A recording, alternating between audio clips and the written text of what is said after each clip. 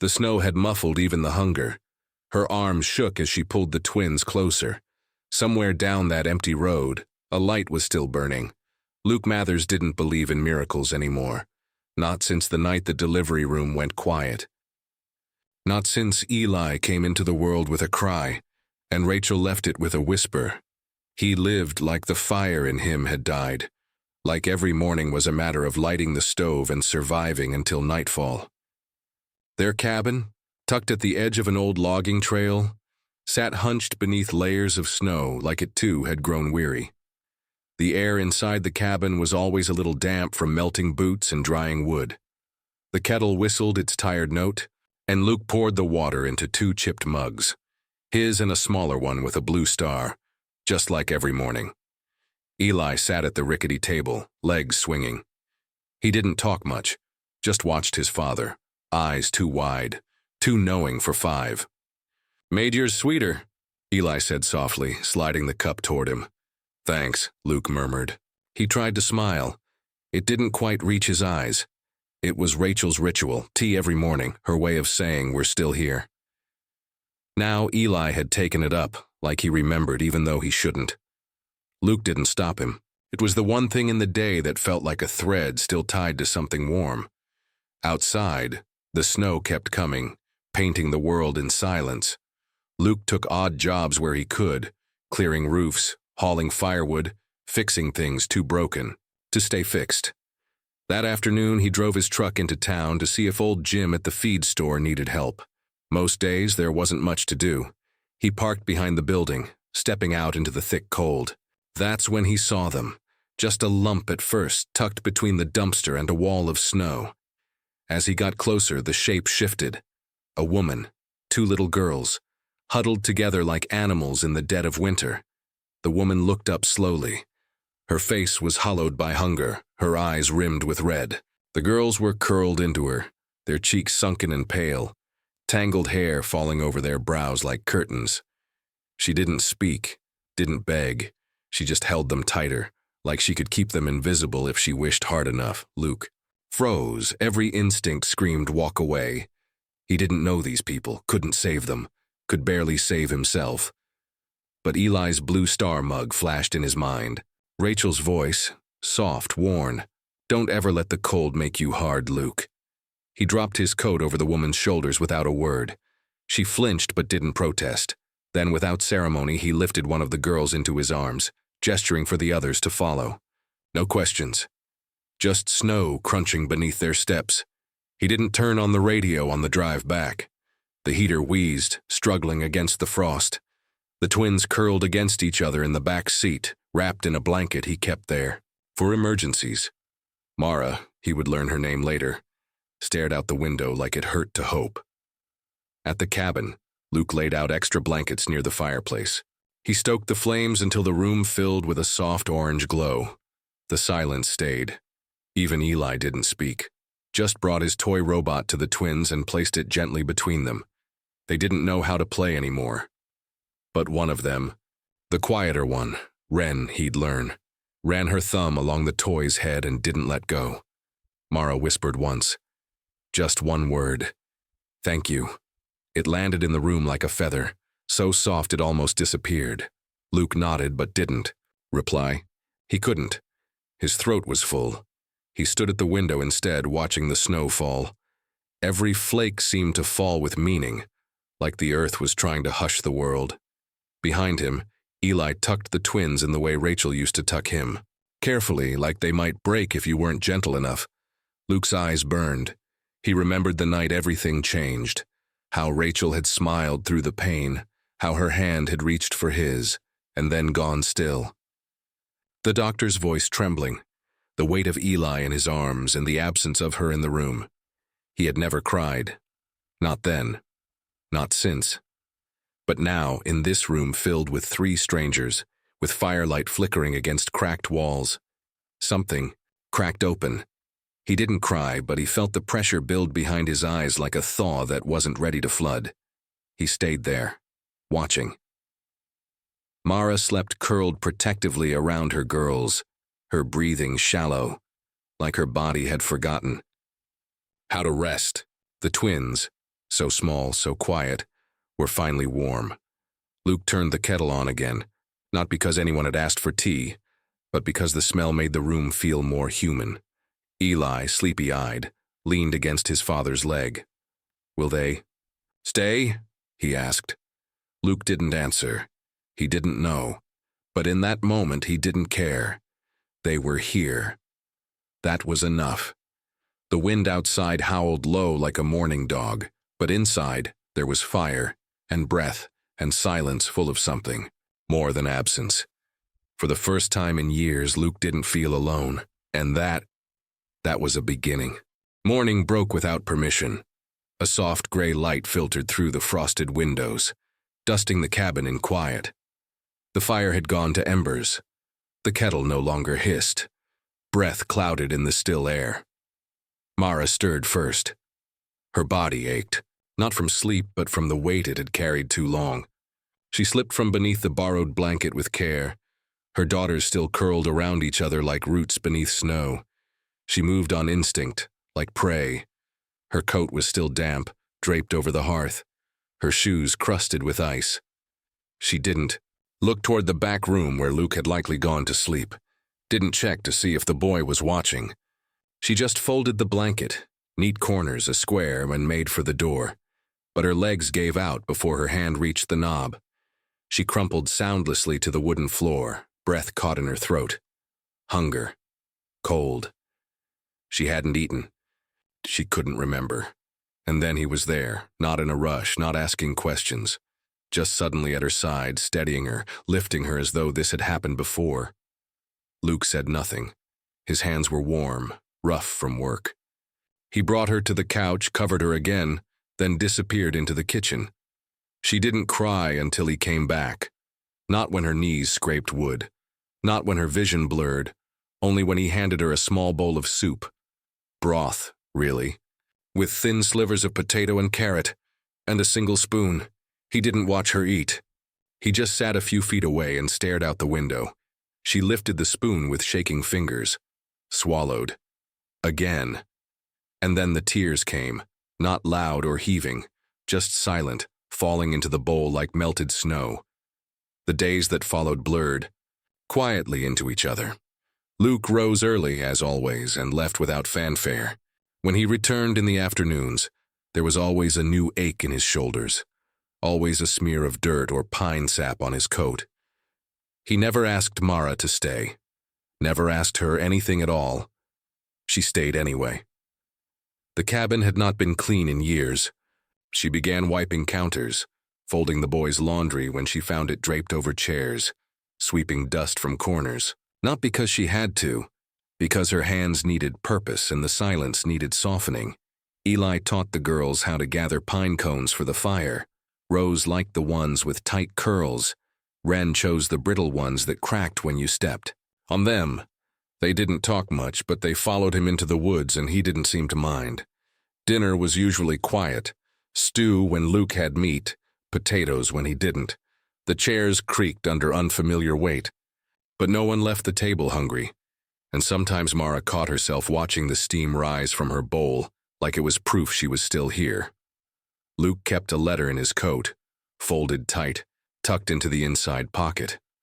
Sometimes she saw him pull it out when he thought no one was looking. His eyes would soften, shoulders folding in just slightly.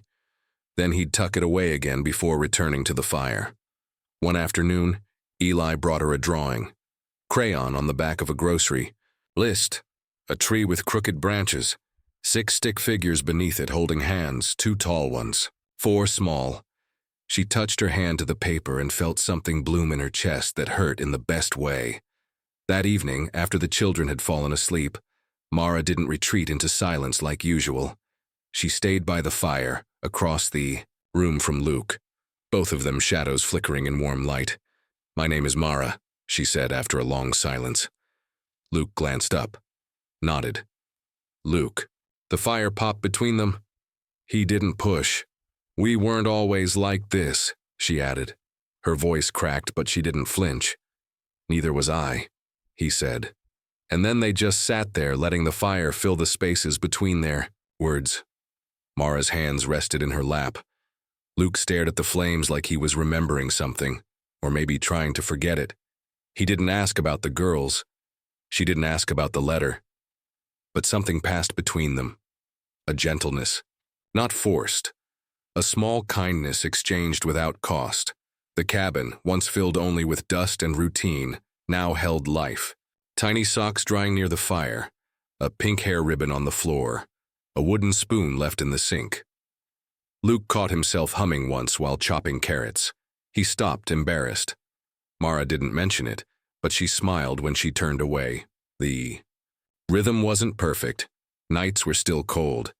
The twins still cried in their sleep sometimes, and Luke still paused too long at the window some mornings. But the quiet no longer hurt. It healed. And that was enough. It was Eli who found the letter. He hadn't meant to snoop. He was just looking for his dad's gloves in the old coat hanging by the door. But the folded paper slipped out like it had been waiting.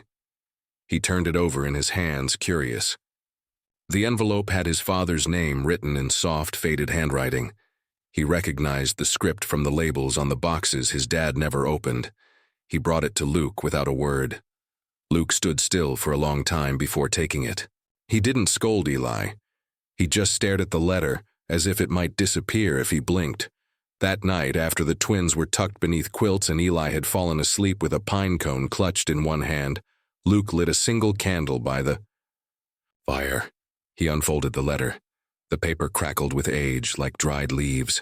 His wife's voice, quiet, careful, rose in his mind before he even began.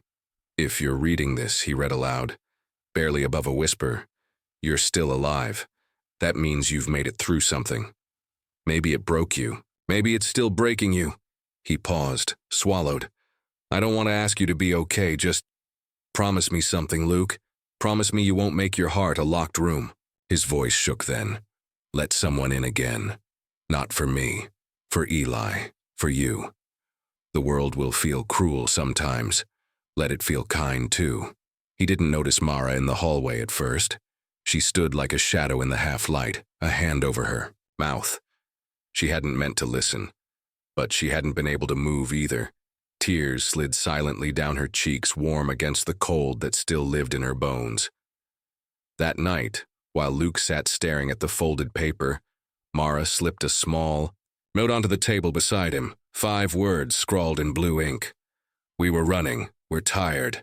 In the morning, snow fell like silence turned visible. By noon, it was a storm.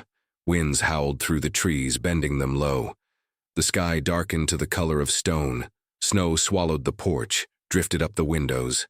The power blinked once, then failed. The cabin dimmed. The hush was total. Luke moved quickly. He knew this rhythm. Wood into the stove. Candles lit. The extra quilts pulled from the trunk his father once kept tools in. The twins cried when the lights went out. Mara held them close. Eli stood nearby, his small hand in hers. They all looked to Luke without meaning to.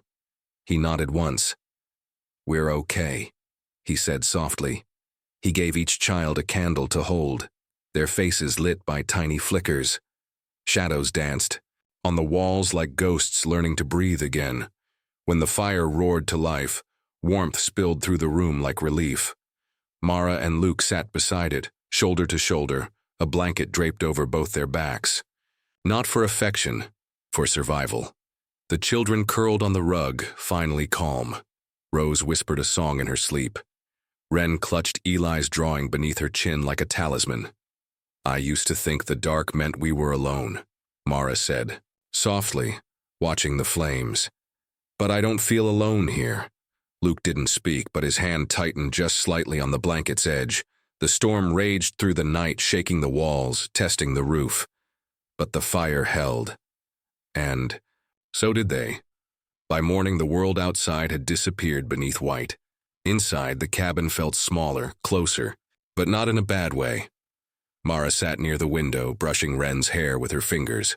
Rose drew stars in the condensation on the glass. Luke stirred oatmeal. The silence had shifted. No longer the silence of strangers, but something gentler, something earned. Later, when the children were distracted, Mara stood beside Luke and said quietly, I never told you what happened. She didn't need to, but he listened. We were living in a basement apartment when everything shut down. He lost his job, said he'd be back, never came. She looked away. The shelters were full. The girls were getting sick. I kept moving. City to city, bus to bus, I thought I was being strong, but really I was just scared. Luke turned off the stove. The oatmeal could wait. You kept them alive, he said. Then you already saved them. Her breath caught. She hadn't expected kindness. She barely knew what to do with it. She leaned her head against the kitchen wall and cried, not like she had before. This wasn't from hunger or fear or cold. This was from the release of being seen. Luke stood beside her, close but not touching. They didn't need contact to feel each other's grief. Eli entered the room holding something in his small hand. A bracelet. Tiny pink beads strung. Unevenly, the elastic loose from wear. This was Mom's, he said to Mara. She made it when I was born. She said it's for someone who's staying. Mara crouched to his level, her lip trembling. Are we staying? Eli shrugged. Dad didn't say no. She laughed through her tears and let him place the bracelet on her wrist. It didn't fit quite right, but it was warm, and it held. And for now, so did she, so did they. The snow didn't melt all at once. It began slowly, in patches. A soft drip from the eaves, a muddy spot beneath the pine where the sun hit first. The crunch of gravel finally rising underfoot after months of silence. Mara stayed. There was no conversation about it, no decision to be made. She simply kept waking up in the same warm place, and Luke kept pouring 2 mugs of coffee instead of 1. One morning, Eli brought out a paint can from the shed, dragging it across the floor with the same solemn effort he gave to every task he considered important. Luke looked up from the kitchen table, met Mara's eyes, then crouched beside Eli. What color? Luke asked. Sky, Eli said. The room that had been full of boxes and dust became the girls' room. Luke and Eli painted it sky blue with uneven strokes and splotchy corners. Mara didn't fix the mistakes. She just added paper stars to the ceiling when they were done. Bread began to rise in the oven again, not the store-bought kind that came in plastic bags, but the kind Mara made with cracked hands and muscle memory. It filled the house like a memory made tangible. Eli walked into the kitchen during the first batch and just stood there, breathing deep. Smells like Sunday, he said. Miss Mara, Rose called one day, tugging on her sleeve. Mara blinked. She looked down at the little girl, then at Eli, who had used the same name 2 days before. She almost corrected them, but the softness of it, the way it landed on her like a quilt rather than a weight, stopped her. Yes? She said gently, kneeling down. I'm not cold anymore, Rose whispered.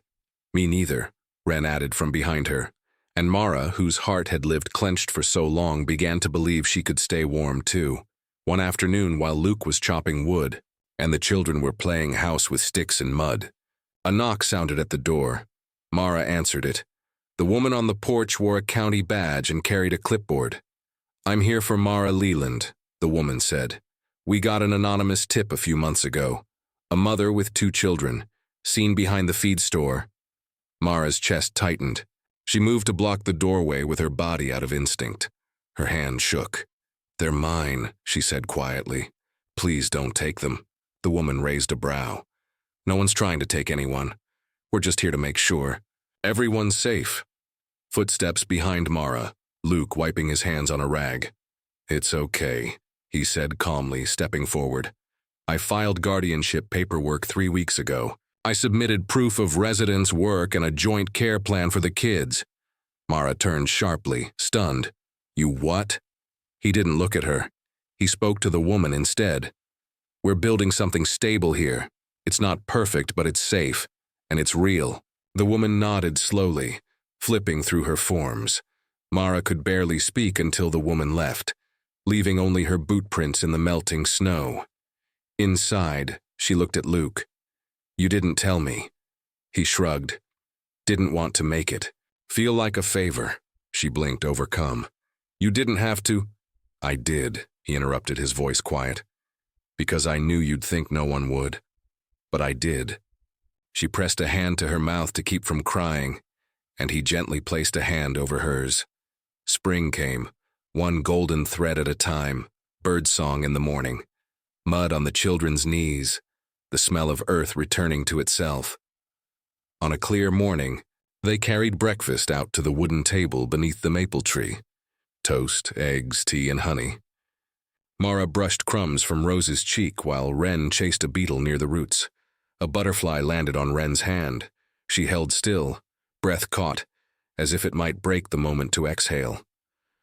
Luke unfolded a piece of paper from his pocket. Not old like the last, but freshly written. I wrote her another letter, he said to no one in particular. Then he read, I opened the door, you were right. I just didn't know what was waiting to come in. I didn't know how tired I was or how loud the silence had become. But now the house makes sounds again.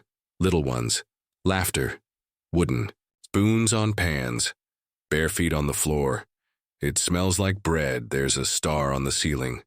And someone turned the bedroom sky blue. His voice faltered. There's nothing extraordinary here. Just 5 heartbeats beside mine, and I think that might be the miracle. When he looked up, Mara was watching him. Her eyes were full, but she didn't cry. She simply reached across the table and placed her hand on his. No words, none needed. Eli offered her the last piece of toast.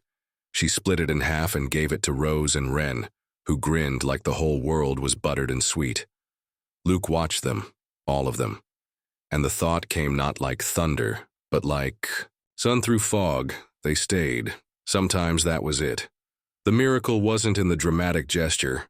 It was in the small decisions. To stay, to reach, to trust the warmth after so much cold. Sometimes the miracle is just that someone stayed, and someone else let them. If this story touched you, subscribe or share where you're watching from. These stories matter. Would you like this formatted for voiceover or video script next?